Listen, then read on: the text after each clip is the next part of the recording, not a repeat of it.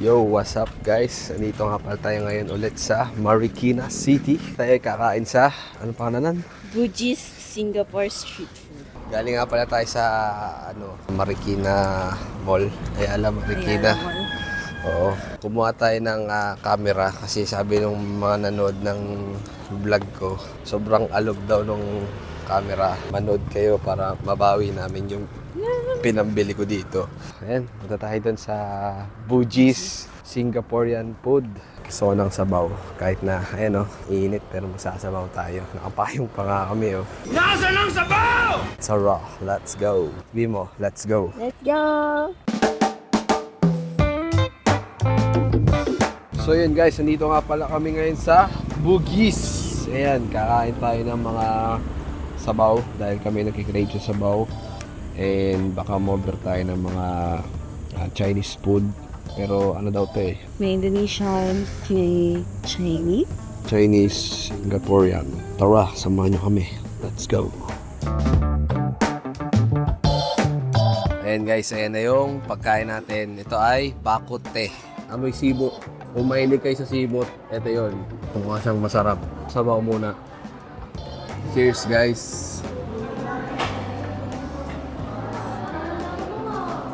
Ang sarap. Ba't ngayon mo lang ako dinala dito? Ngayon ko lang din alam. Sorry. Kung mga hardcore Chinese kayo, magugustuhan niyo yung lasa nito. Manamis na miss. Ba't gano'n na tamis? Gawa nito yan siguro. Goji berries. Ayan, goji berries.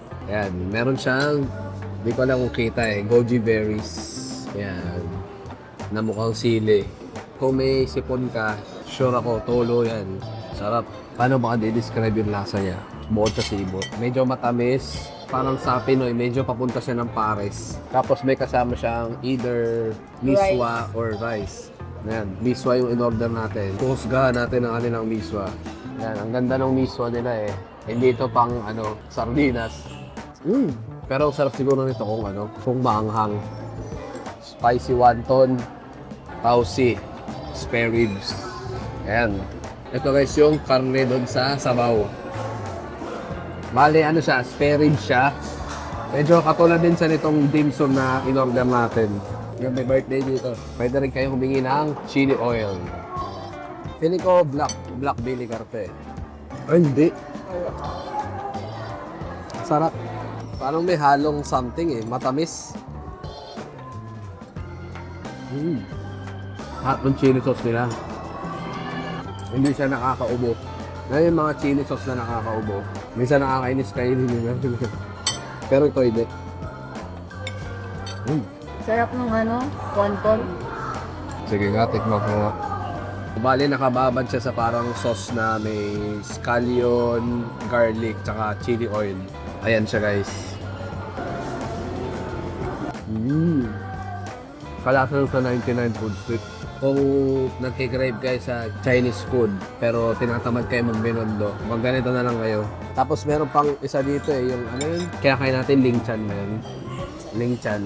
Maraming kainan dito guys sa Marikina. Kaya kayo mga nagsisimulang vlogger, dito lagi sila pumupunta kasi tipid pa masahe. Ang dami mo na agad napupunta ang kainan dito. Medyo siya, Filipino friendly. So may makakakilala ko na hindi naman Chinese na hindi na na-appreciate yung Chinese na pagkain. Kasi medyo yung iba weird talaga yung lasa. Pero dito, kung ayaw mo nito, meron pa silang ibang option na tingin ko naman mas magugustuhan nyo. So, tikman natin tong almond jelly nila na juice. Sa mga hindi pala tikim ng almond jelly, yung lasa niya, hindi siya sa almond eh. Yung lasa niya para siyang cherry. Ano ba yung pinakalasa ng Dr. Pepper? Yun, ganun yung pinaka-main na lasa niya. Tapos meron siyang jelly na hindi lang namin makuha kasi nasa ilalim. Pero, ayun, basically, yun ang lasa niya. Hindi siya sobrang tamis. Yung lasa niya mainly yung cherry. So, ayun. Okay din siya kasi 110 pesos lang yung ganito. Okay na to dito eh, kahit umorder ka na ng isang sabaw eh. Okay na to kahit sabaw lang orderin mo. Busog. Ganun nga pala guys yung pagkain ng spare ribs. Susubog siya ng butas. Pututin mo. Radish? Hindi, kamote to. Nilagyan pa ng kamote to. Weird. Grabe, papawisan ka talaga dito. Sarap mo sabaw. So yun guys, ubusin muna namin itong kinakain namin. Tapos bigay tayo ng review mamaya. Pero so far, so good. Kain muna kami. So yun guys, di na nga pala tayo nakapag-outro dun sa Bugis kanina. Pero overall, napakasarap ng pagkain dun. Lalo na yung bakote na sabaw. Testing nyo yun pag makapadaan kayo dito sa Marikina. And mahilig kayo sa mga Chinese food. Puntahan nyo yun. Yung lasa niya parang herbal soup na sibot. Ganun. Basta masarap siya. So ayun, kung meron pa kayong ibang spots or kainan na alam dito sa Marikina, comment nyo lang below and puntahan namin yan. Gusto nyo sumama pa kayo eh. So ayun, see you next sa video and maraming salamat sa mga nanood. Yun lang. Bye-bye.